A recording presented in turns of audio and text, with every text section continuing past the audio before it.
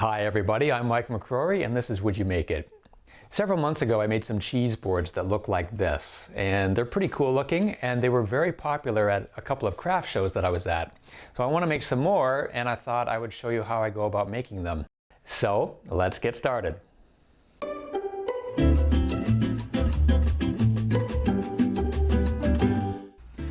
I'm going to make three variations of the same basic design. And for one of them, I'm going to use a strip of Padauk running down the middle. So I've jointed the edge to make it straight so that I can run against the table saw fence.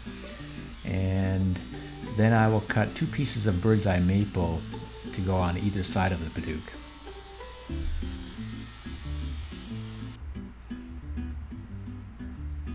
And so for the first day, this is all I'm doing. I'm just gluing up this piece and then I'll let it sit overnight.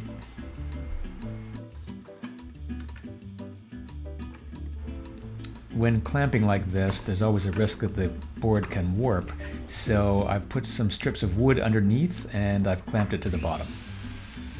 There isn't a lot of excess Padauk, so I'm just running it through the planer once to get it nice and flat.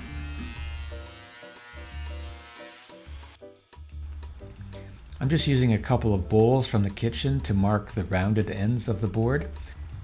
The smaller bowl that goes at one end is about 5 inches in diameter and the other bowl is about 7 inches. And then I'll use a ruler to join the two arcs together. These boards are about 20 inches long.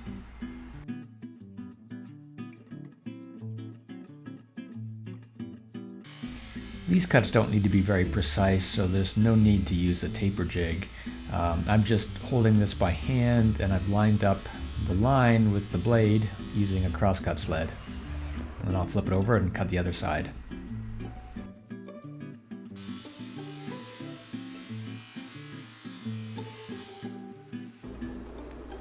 Now at the smaller end of each of the boards, I'm drilling a 3-inch hole. And I'm using a 3-inch Forstner bit, and I've set the center of that to be 2 1/4 inches from the end. That'll leave 3/4 of an inch of wood at the top. The maple and Padauk shavings are really pretty, so you might want to save those and use them as a decoration in the house.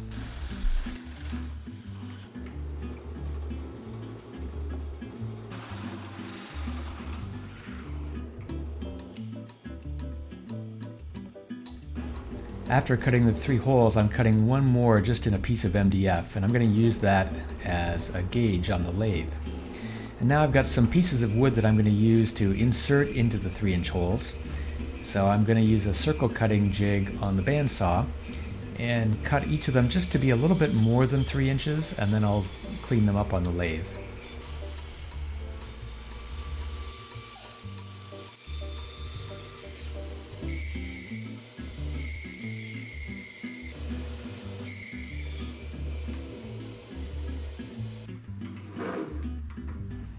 I'll start with a rough-and gouge to get the wood just down to just almost 3 inches, but I don't want to go too far. And that's where the wooden gauge comes in really handy. It's very useful for measuring easily. And then I'll finish it up with a skew chisel. And now it's ready for a test fit.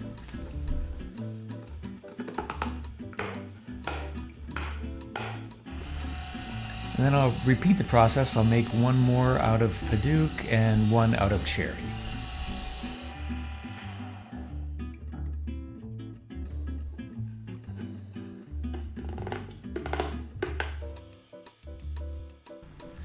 They all fit really nicely. So before gluing them in, I'm going to head over to the bandsaw and cut the rounded ends of each of the boards.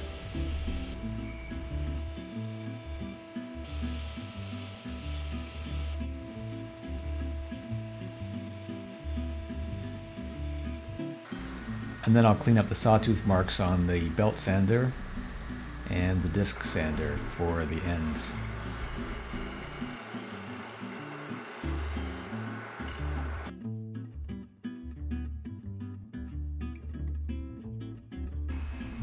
I make sure to line up the grain so that it's going in the same direction as the grain that's in the board. These pieces are thicker than the boards, and I will trim off the excess after the glue has dried.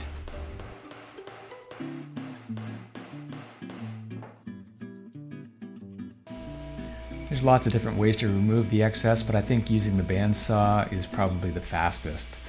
So I'll use a combination of the bandsaw and then run it through the drum sander.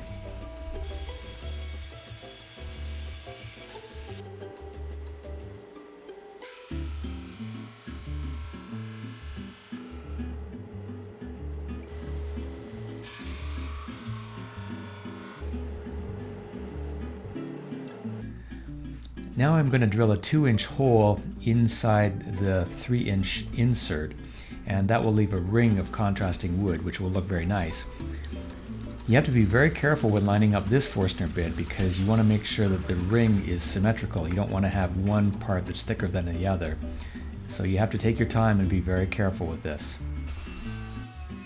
And then I'll run each of the boards on the router table using a 1/4 inch roundover bit.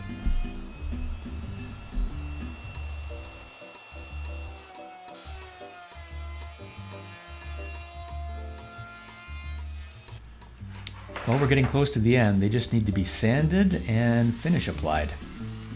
After sanding, an important step is to wet the wood, let it dry, and then sand it again, and then repeat. That helps to raise the grain before you apply the finish, and then that way, when the board gets wet, it'll minimize the amount of grain that raises. There were some cracks in the spalting in the one piece, and you don't want to have any cracks in any kind of food preparation board. So I'm filling those with dark brown epoxy. The most rewarding part of the process is when you apply the finish at the end. The bird's eye figure really stands out and it looks really nice. And it really emphasizes the contrast between the ring and the rest of the wood. The Padauk really pops when you apply the finish.